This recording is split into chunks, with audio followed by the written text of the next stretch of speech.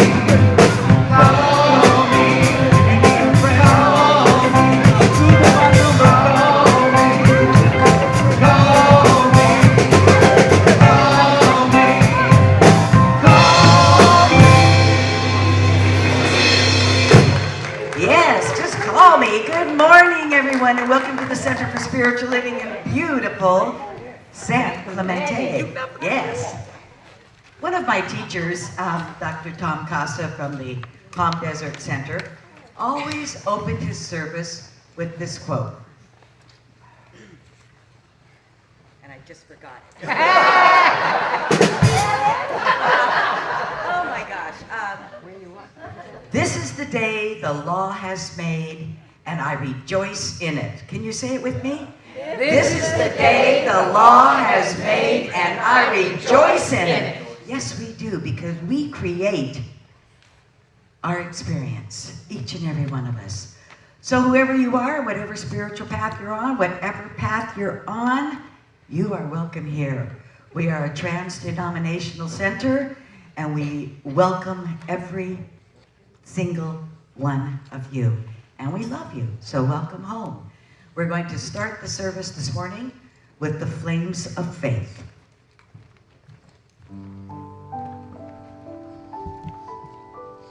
Well, we perform this ceremony to promote the universal consciousness of life, which acknowledges that all people, all faiths, all sentient beings come from the one great universal presence which we call spirit. Fundamental to this truth is the unifying nature of all religious thought and experience, which we honor here today. We light the candle for the Tao, honoring the beliefs and the universal path of harmony and equilibrium, the natural way. We light the candle for the shamanic traditions, honoring the beliefs and the practices of all indigenous peoples, the way of primal spirituality. We light the candle for Hinduism, honoring the path of knowledge, action, and devotion. We light the candle for Judaism, honoring the ethical path of living by sacred law. We light the candle for all forms of Buddhism, honoring the Four Noble Truths and the path of compassion. We light the candle for all forms of Christianity, honoring that Christ consciousness as the path of love. We light the candle for all forms of Islam, honoring the path of compliance with the will of God as the highest calling. We also light the candle for the universalistic religion of Baha'i, honoring the path of unity and the path of peace.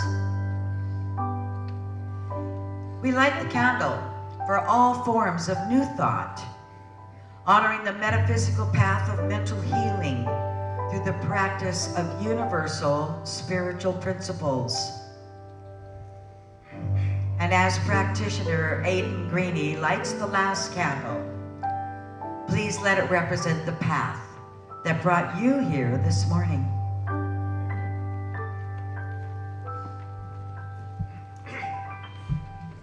Please join me in prayer.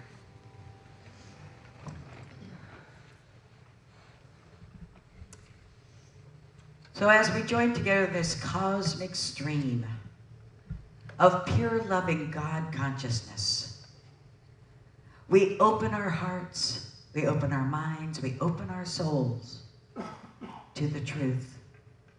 And the truth is there is only one essence, one infinite intelligence, one unconditional love, one first cause to all of creation, one beloved. And I know that each and every one of us, we are the sacred activity of all these qualities of God. We are the radiant light of Spirit. We are the joy. We are the love of God. So this morning I affirm and I decree that truly all is well. And that each one is awake, alive, aware of this precious essence within us. For we truly are the voice, we are the thoughts, we are the actions of Spirit. I know we are open this morning to glean the wisdom and the inspiration from Dr. Heather's talk this morning. We let it come in and lift us up to a higher consciousness. We listen to the music with such acceptance and love. We listen to our person sitting next to us we look at them with the eyes of love. We listen with the ears of Spirit. For we are truly all one. So knowing I speak the truth, I place these words into divine mind where they have already been created exactly as I believe. And my heart is full of gratitude and joy and thanksgiving for this time together, for this teaching, for this knowing. So I anchor this prayer in love. As I release and let go, please say with me, and so it is. And now Patrick Freeman will come up and read our declaration and our affirmation. Patrick? Reverend Judy.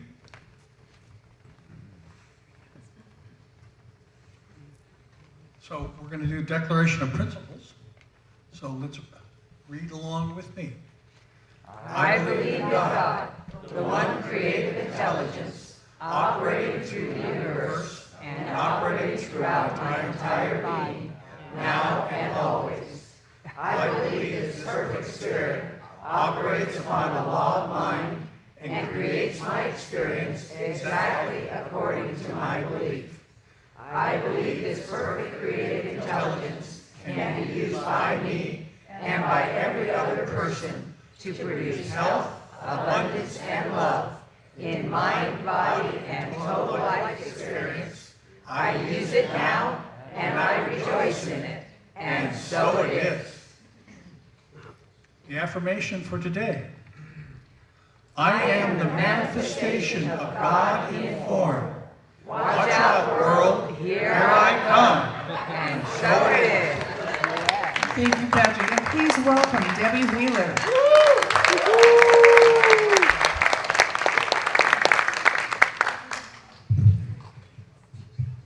Such a gift for me to be with you this morning and to see people I haven't seen for a long time. And so I'm very grateful to be here to share music and life and love with all of you.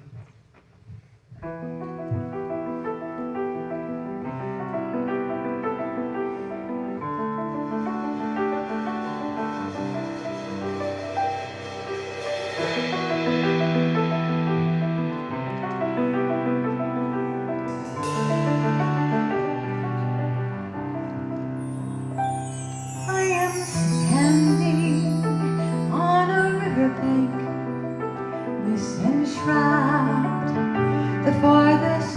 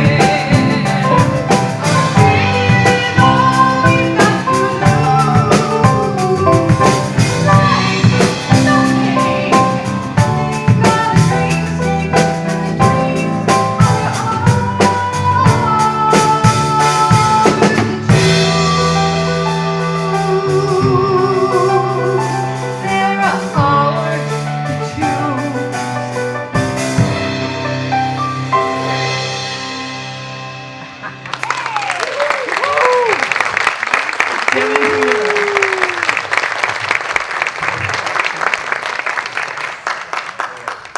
you. So much, Debbie. That was absolutely perfect. Dreams are ours to choose. Before I get into my talk, I just want to make a quick announcement because the other announcements are going to come at the end and they weren't given to our announcers. Nobody tells me nothing. What a good setup.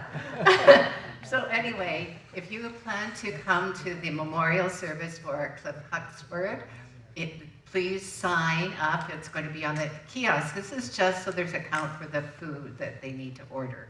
Please sign if you're coming to and it'll be on the kiosk that's out in the lobby. Now, my talk title is Transcending Fear. Transcending Fear. So that to me means overcoming fear, going above it and beyond it. And I actually think it's even different from that. It's more like transmuting fear. But we're going to start, never do this, but this is the day I'm doing it. We're going to start with a video. And it's a video that you will get the connection as you watch. So just enjoy, and I will take this out to the... So thank you, Mary. Whenever you can start that video, it would be just great.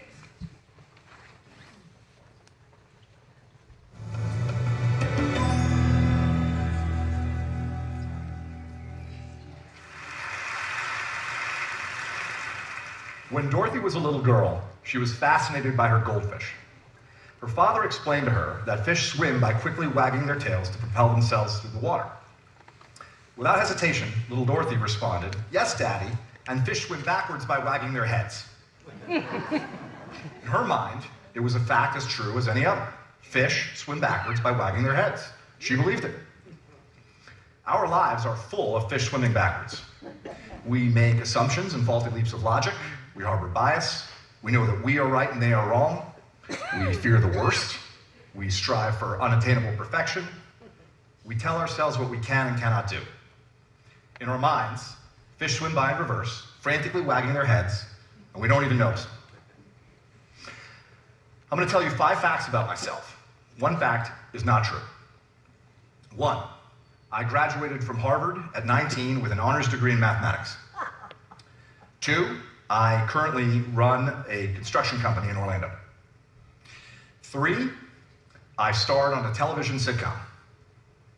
4, I lost my sight to a rare genetic eye disease. 5, I served as a law clerk to 2 U.S. Supreme Court justices. Which fact's not true? Actually, they're all true. Yeah, they're all true.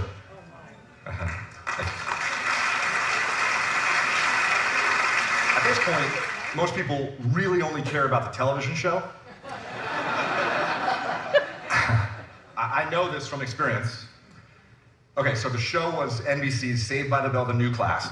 And I played Weasel Wiesel, who was the sort of dorky, nerdy character on the show, which made it a very major acting challenge for me as a 13-year-old boy. Now, did you struggle with number 4, my blindness? Why is that? We make assumptions about so-called disabilities. As a blind man, I confront others' incorrect assumptions about my abilities every day. My point today is not about my blindness, however. It's about my vision. Going blind taught me to live my life eyes wide open. It taught me to spot those backward swimming fish that our minds create. Going blind cast them into focus. What does it feel like to see? It's immediate and passive. You open your eyes and there's the world. Seeing is believing, sight is truth, right? Well, that's what I thought. Then, from age 12 to 25, my retinas progressively deteriorated. My sight became an increasingly bizarre carnival funhouse hall of mirrors and illusions. The salesperson I was relieved to spot in a store was really a mannequin. Reaching down to wash my hands, I suddenly saw it was a urinal I was touching, not a sink, when my fingers felt its true shape. A friend described the photograph in my hand, and only then I could see the image depicted. Objects appeared, morphed, and disappeared in my reality. It was difficult and exhausting to see. I pieced together fragmented transitory images, consciously analyzed the clues, searched for some logic in my crumbling kaleidoscope, until I saw nothing at all. I learned that what we see is not universal truth. It is not objective reality. What we see is a unique, personal, virtual reality that is masterfully constructed by our brain. Let me explain with a bit of amateur neuroscience. Your visual cortex takes up about 30% of your brain. That's compared to approximately 8% for touch and 2 to 3% for hearing. Every second, your eyes can send your visual cortex as many as 2 billion pieces of information.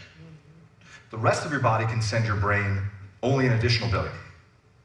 So sight is 1/3 of your brain by volume and can claim about 2/3 of your brain's processing resources. It's no surprise then that the illusion of sight is so compelling. But make no mistake about it, sight is an illusion.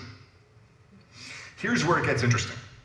To create the experience of sight, your brain references your conceptual understanding of the world, other knowledge, your memories, opinions, emotions, mental attention, all of these things, and far more, are linked in your brain to your sight.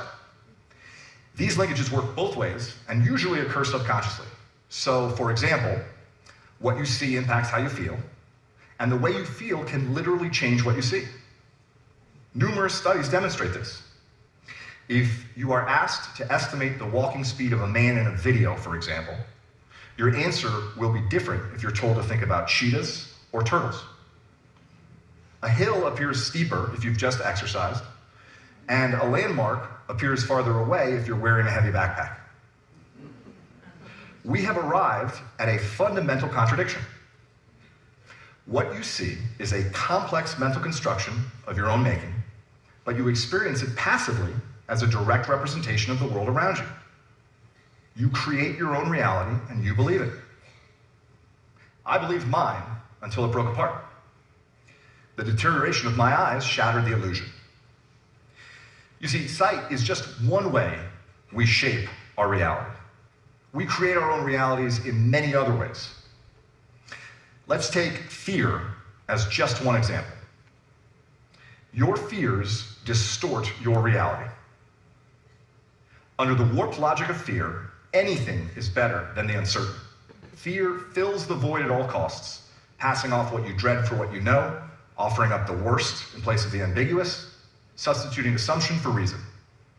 Psychologists have a great term for it, awfulizing. Right? Fear replaces the unknown with the awful. Now, fear is self-realizing. When you face the greatest need to look outside yourself and think critically, fear beats a retreat deep inside your mind, shrinking and distorting your view, drowning your capacity for critical thought with a flood of disruptive emotions. When you face a compelling opportunity to take action, fear lulls you into inaction, enticing you to passively watch its prophecies fulfill themselves. When I was diagnosed with my blinding disease, I knew blindness would ruin my life. Blindness was a death sentence for my independence. It was the end of achievement for me. Blindness meant I would live an unremarkable life, small and sad, and likely alone. I knew it. This was a fiction born of my fears, but I believed it. It was a lie, but it was my reality, just like those backward swimming fish in little Dorothy's mind. If I had not confronted the reality of my fear, I would have lived it. I am certain of that. So, how do you live your life eyes wide open? It is a learned discipline. It can be taught. It can be practiced. I'll summarize very briefly. Hold yourself accountable for every moment, every thought, every detail. See beyond your fears, recognize your assumptions, harness your internal strength, silence your internal critic, correct your misconceptions about luck and about success, accept your strengths and your weaknesses and understand the difference. Open your hearts to your bountiful blessings. Your fears, your critics, your heroes, your villains, they are your excuses, rationalizations, shortcuts, justifications, your surrender. They are fictions you perceive as reality. Choose to see through them. Choose to let them go. You are the creator of your reality. With that empowerment comes complete responsibility. I chose to step out of fear's tunnel into terrain uncharted and undefined. I chose to build there a blessed life.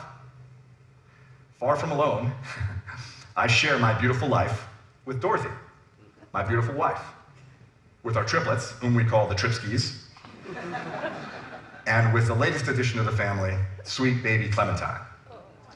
What do you fear? What lies do you tell yourself? How do you embellish your truth and write your own fictions? What reality are you creating for yourself? In your career and personal life, in your relationships, and in your heart and soul, your backward swimming fish do you great harm. They exact a toll in missed opportunities and unrealized potential, and they engender insecurity and distrust where you seek fulfillment and connection. I urge you to search them out. Helen Keller said that the only thing worse than being blind is having sight but no vision.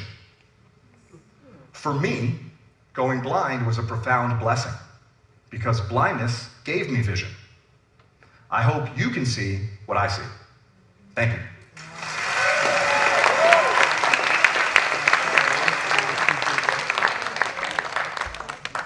The video goes on to the Master of Ceremonies asks him, because he's a CEO, as he said, of a company, how that was. And he said, well, actually, it's an advantage being blind because I don't see verbal cues. I don't see the faces people make or the gestures that they make. I ask for feedback. It has to be auditory, and it really builds my business. It's amazing flip of what could have been a terrible disability and instead has just become what he is dealing with and how he's built his vision. And I mean, look at, he has a beautiful wife, a wonderful family, a great successful business. And plus of all the other things that some of you said, you laughed when he said he graduated Harvard at 19. He did. And a clerk for 2 Supreme Court justices. Now that would have been while he was losing his sight. That's really remarkable to me. Anyway, transcending fear means rising above it to the place in consciousness where it doesn't have any meaning. And that place in consciousness is unity. When we know that we're one with Source, there can be no fear. When we know, feel, believe, when our whole being is one with God, one with the divine mind, one with the presence, then fear cannot enter in. We have already transcended it. We've transmuted it into something else. We've transmuted it into faith. I was thinking about the times of my life. Well, first of all, early this last week, we got a call from someone from Vancouver area, not Grant and Rita, but someone that we didn't know, who had been in my classes in Calgary 25 years ago. Wow, I mean, 25, that's long. He and his mother were in my classes, and I honestly don't remember him, but I will when I see him. He's coming down here sometime in the fall. But he called me because he's been following my career online. And yes, isn't that amazing? And congratulated me on doing so well. And I'm often in that place where I'm not good enough, which is a lie. I haven't done enough, which is another lie. So it was so nice to hear from someone that knew me when, and by the way, Calgary was a huge center. We met in a theater auditorium that I think seated 3,000, but we didn't take all those seats. We took 500 of those seats and probably had 350, 400 people every Sunday. And our classes were usually around 100, and they were evenings. Now, that was a different time and place, and I understand. Now, with the internet, you can go to someone on a TED Talk and get so much information. But what you don't get on a TED Talk is the community. On Wednesday evening, on Wednesday's service, Jean Stone did a wonderful ceremony, and it was about gratitude and about life and about gratefulness for Mother Earth and for the plants and for the trees that continuously give oxygen and take carbon and make the world a better place and a beautiful place. It was a wonderful experience, and each one of us got to say a prayer of gratitude in whatever way we wanted to. But why I'm mentioning it now is when we ended that ceremony, the energy was so full, so tangible. It's what peace feels like. It's what love feels like. It was no, and how we knew it was there, if you couldn't feel it on your body, no one wanted to leave. The socializing afterwards continued and continued and continued, and you know, Gina has to go because but it was the energy. And when we're one with Source, that's the energy we're dealing with. That wonderful, uplifting feeling of all's right in my world. All is right in my world. And when we recognize that when we're afraid, we have come into an awareness of two powers, and maybe more than that. You know, the bush is a bear, as Shakespeare said. That our imagination, as he said in the video, we make up a story, we make excuses, and we do not powerfully live our lives because of something imaginary, a fear that isn't even based on truth. So, Ernest had lots to say about fear and faith, and one of the things he said that was, he said, of course, that fear is just misplaced faith. And one of the ways he said it, I hadn't been aware of until these notes got into my hand, so I want to share it with you. He said, right here, fear and faith are identical in that the energy used is the one and the same energy as the one used in the other.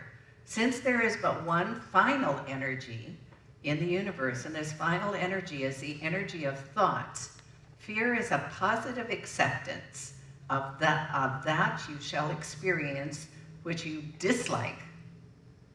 And faith is a positive acceptance that you shall experience that which you like. I'll read that part again. Fear is the positive acceptance that you shall experience that which you dislike. Faith is a positive acceptance that you shall experience that which you do like. And that's from Effective Prayer by Ernest Holmes. In our statements of beliefs, we do a shortened form here on Sunday. The principles that we say together isn't the full principles, but one of the principles is we believe the ultimate goal of life to be complete emancipation from all discord of every nature, and that this goal is sure to be attained by all. All discord of every nature. So if that's completely gone, freedom from that, then all there is love and agreement and harmony and truth. So it's our choice. It's our choice.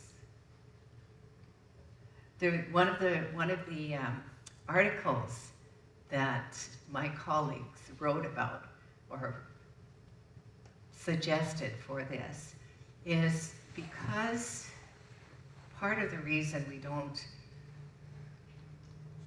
take care of our planet is because that has become political, the ways, but there's an article. So for all of you Republicans, this is for you, I thought it was really good. There's a mayor in Georgetown, Texas. Georgetown, Texas. He is a very popular Republican mayor.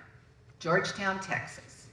He won the last election by 72 points. So you know he's popular. He's popular. And he had, within 2 years, he changed that whole city, 67,000, so it's a small city, over to renewable energy. Right on. And when his other Republican friends would say, how can you do that? He said, this is the most cost-effective way of energy. I ran the numbers. I'm a businessman, and this is the right thing to do for our town, and etc. So just think about that as, for me, it was like, oh, light bulb goes on. It's altogether possible, and even though his Republican friends said, how can you do this to us, disagree with our policy, he was affirming a greater belief, a belief that well-being and prosperity was really important. His tax level is the lowest in the state. You know, he kept everything in alignment with his values and his beliefs. But there he is in the state of Texas, which has a lot of oil, and he's using wind and solar power. Yeah, so I thought that's so interesting.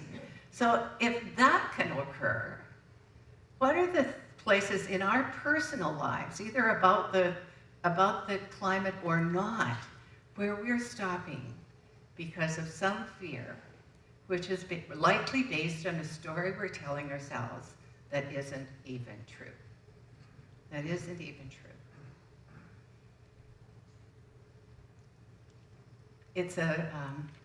Yesterday we had a wonderful experience. Jennifer Krieg led us in a workshop on intuition.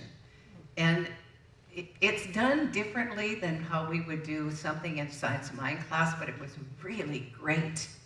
And it was fun. It was fun. We were opening up to knowing in different ways other than with our 5 senses. We were knowing in different ways other than with our intellect, because we're so dependent on knowing that. We were opening to listening to our heart and knowing that when the heart is speaking, when you're speaking from the heart, only right action can come. Does that mean everyone will agree with you always? No. And it shouldn't. We're a nation of individuals. We should be able to disagree with one another and still have a conversation. We should be able to hold fast to our own beliefs and still value the others. It's one of my favorite lines from Shakespeare, to thine own self be true. To thine own self be true, for then, what's the rest? Harry, were you saying it? You Who can was lie saying to it? no Cannot be false to any man. You cannot be false to any man when you're true to yourself. Thank you, Glenn. So here we began with a story, and honestly, I love the reality of, I've forgotten his first name now. Anyway, Was it Isaac? his last name is Isaac. Oh, It was not his first name. Oh, But anyway, when he said what I knew would happen. Yeah. How many of us have said that about our lives? I knew. And then what you put after it was something negative. Yeah. He said, I knew I'd be alone. I knew I couldn't be successful. And then he proved all of those things that he knew from a place of fear wrong. They were not, that wasn't the truth. The truth was that his vision created his life. So what's our vision? What is our vision? Well, one of the pillars we stand on is a world that works for everyone. And that means there have to be differences. Otherwise, it's just a world of robotics. A world that works for everyone, welcomes every point of view, and holds that there's room for everyone here. I hold that here in this center. There's room for everyone here. And it's even bigger than that. Your point of view, especially when it's different and you're willing to engage in conversation, enriches everybody else. Enriches, makes our world a better place, makes it a brighter color, makes it more wonderful to live in. And after all, we're already in paradise. So it is.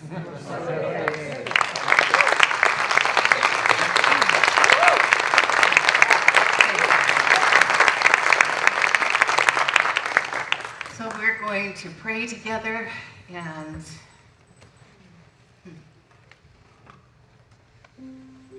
this is what I know is true.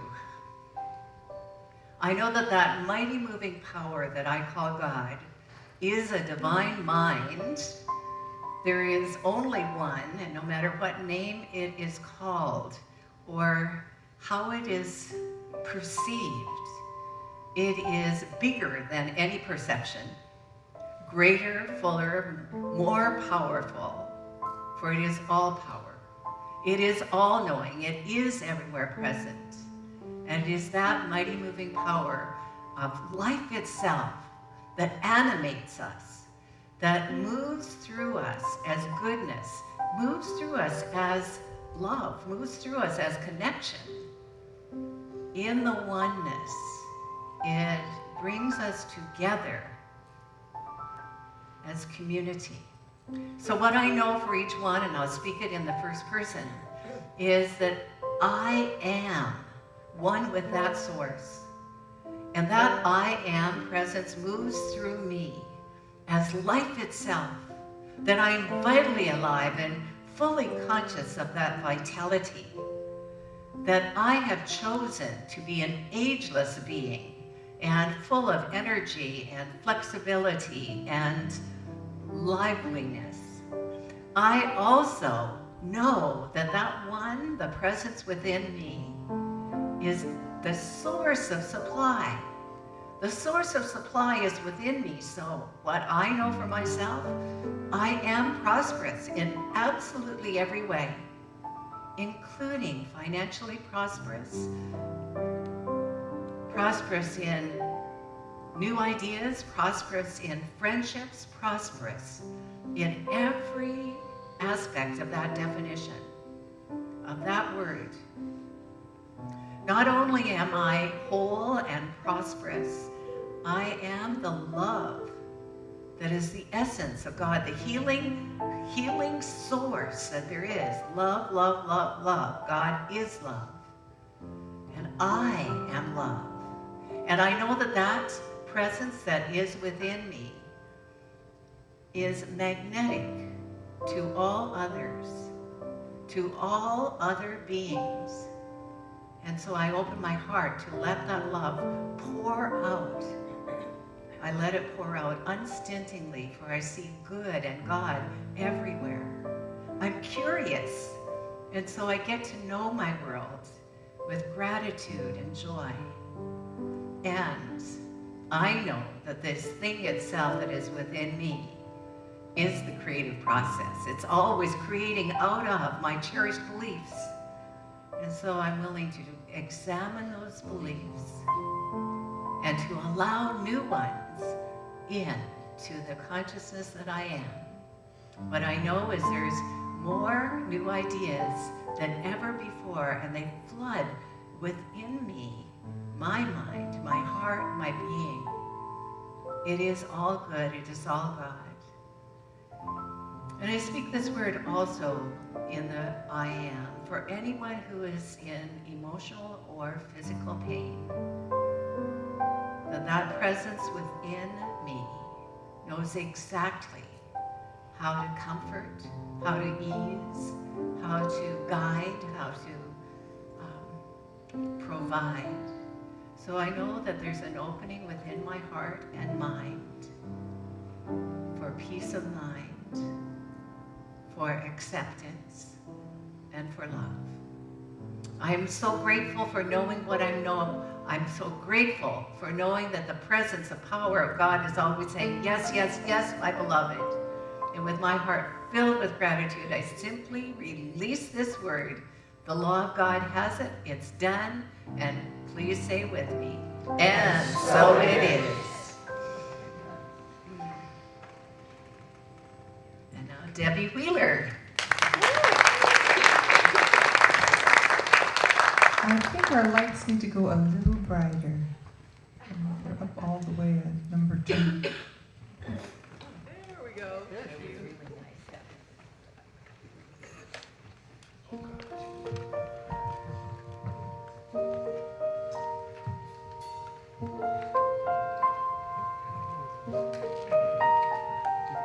Don't be afraid of the dark.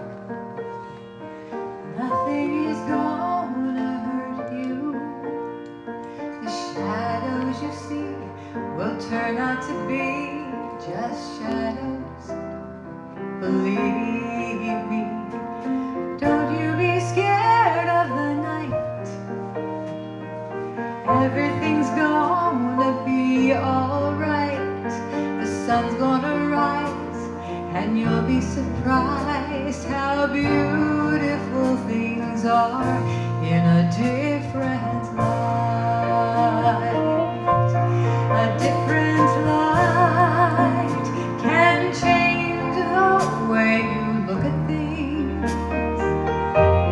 A different light can alter what you see. Fear turns to relief. Joy replaces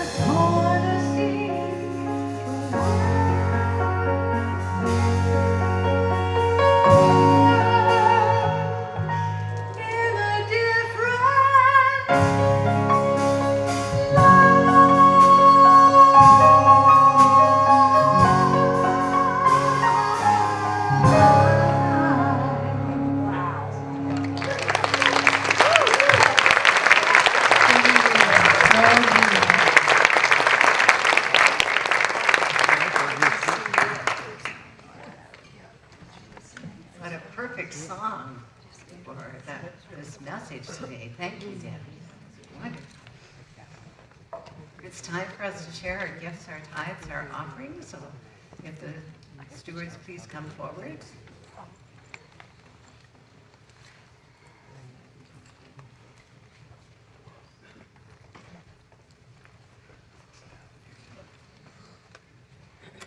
All right, and how we do this is we take a moment, we read our prosperity affirmation together, and then we take a few seconds just to be grateful. This is actually a really wise thing to do because gratitude is a multiplier. So being grateful for whatever multiplies what you're grateful for. And then that'll be in silence, and then we'll start singing, I am so blessed.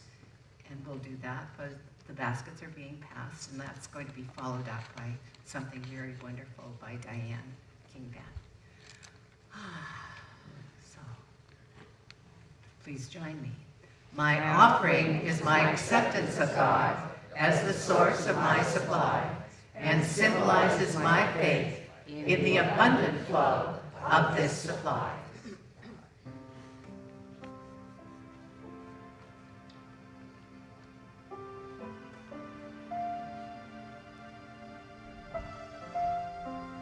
Awake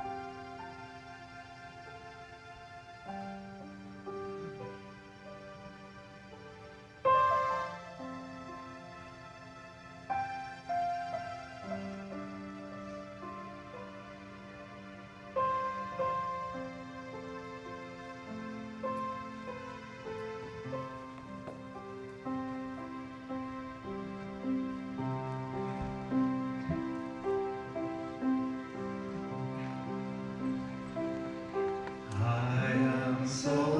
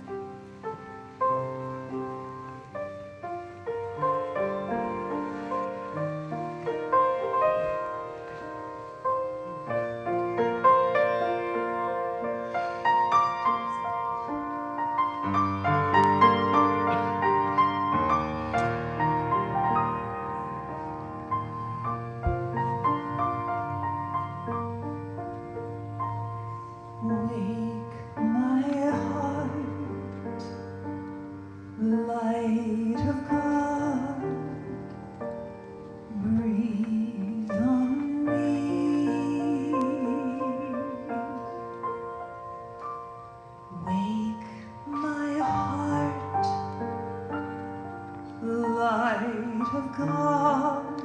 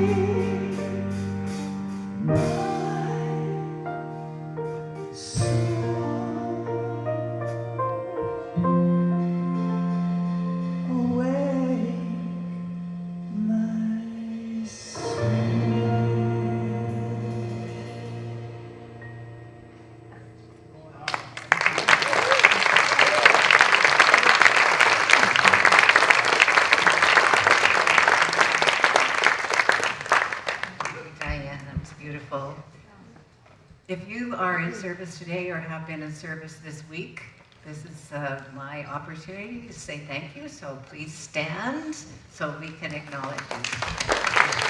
We're grateful for all of you, everything you do. And then if the practitioners remain standing, practitioners are trained in the art and science of affirmative prayer. And if you want your life transformed, make an appointment to see one of these beautiful people. To get a taste of that today, stop by the prayer tables or the Tranquility Room. And the people in service today are Aidan Greeny, Joanne Leone, and Patrick Freeman. Let's acknowledge all of our practitioners. If you're visiting us for the very first time today, we have a gift of acknowledgement for you, and it's some information about our center. So if that's you, put your hand up. Great, good. Right here. There's some information in those bags. And there's a welcome card. And if you fill out the welcome card and take it to the bookstore after service, you'll receive another gift. It's a book. So what we'd love is if you indicate, because you're kind of been spread out, so that's great, but I can't see you. If you could raise your hand or even stand up, we're going to affirm you. So congregation, please repeat after me. We see you are spiritually whole. We see you are spiritually whole. There is nothing that needs to be fixed. There's nothing that needs to be fixed. You are perfect just the way you are. You are perfect just the way you are. Welcome home. Welcome home. And so it is. And I think we have some announcements. Well, here we go again. You know, back in my day, we could put announcements on the board and people knew how to read them themselves. Here they are behind us, and we're going to read them to you too. And they're in your program if you missed that too. That spring chicken Mary Brogdon invites you to join her for a half hour of conscious connection at noon here in the sanctuary. There will be a brief discussion about today's topic. Heck, back in my day, we were lucky if we had any connections at all, much less conscious connections. All are welcome. I don't know why, but childcare is available. Back in my day, children knew they should be seen and not heard. Stay out of the way. Now you got to bring them some electronic device to keep them entertained. Well, this week at Wednesday's Wisdom, we got Michael Paul Smith with us speak about soaring, living empowered and joyful. Well, I'm with Abraham Lincoln on this one. I think people are about as empowered and joyful as they make up their minds to be. You all are invited to attend the celebration of life for Cliff Huxford on Saturday, September 23 or 28 at 3 p.m. Now, he was a good old boy. Yeah, but he was happy all the time. I'm always leery of people like that. Anyway, we should go and pay our respects. So mark your calendar or your watch or your ID, Dad, whatever, with the following dates. Whatever happened to just remembering stuff? I don't know. October 6th, Jeff Von Seeley will be our guest speaker and will lead a workshop following the service. It's titled Living from Source, Mastering the Art of Being. If you had any sense, you just take the flyer out of your program. It's got Jeff Von's bio and a description of the workshop printed right on it. October 20th, Patricia Crane, PhD, and Rick Nichols will present Love Yourself, Heal Your Life, celebrating the legacy of Louise Hay. Now this here is a 3-hour workshop presented on a love offering basis. Speaking of Louise Hay, hey, whatever happened to just paying for stuff, you know, with cash? What is this love offering thing? Well, it's not too early to begin creating those crafts to sell at the Holiday Boutique on December 8th. You know, back in my day, all our gifts were homemade or we didn't get none. And we were thankful to get them. You know, we're still having open enrollment for friendship circles. Now, there's a colorful flyer in your program that explains what friendship circles are about. It's about friends in a circle. How hard could that be? It's not hard. You just sign up on the sheet in the back of the room. Hey, don't take our word for it. Reverend Carla's going to come up and say some more about that.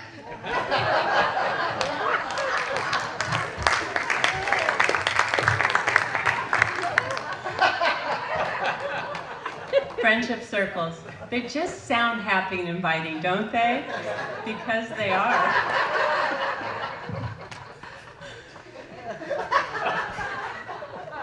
So sorry. Oh, gosh, you made me forget what I wanted to tell you all. Oh, so I cannot believe it's been a year since our first friendship circles opened. And I'm delighted to tell you that they're open again now. For the past 3 weeks, we've had 3 testimonies of what the friendship circles have meant by people that are actually in them. And it's just been so fun to hear the deepening and the depth of creating new friendships. So what is a friendship circle? It's a small gathering of 8 to 10 people that meet just once a month for a couple of hours. And it's a time that they get to break bread together. We get to have some stimulating conversation by a reading that is deep and meaningful. It's a spiritual practice, and it's also a time that we can be deeply heard and deeply listen to another person. It's quite remarkable. I would love to have each and every one of you in one of our circles. I'm going to be in the back right after this service. I'd love to talk to you more about that. I'm also looking for 1 or 2 host homes.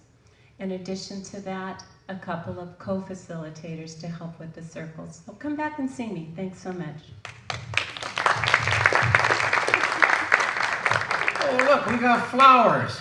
I don't know who they're for. Nobody tells me nothing around here.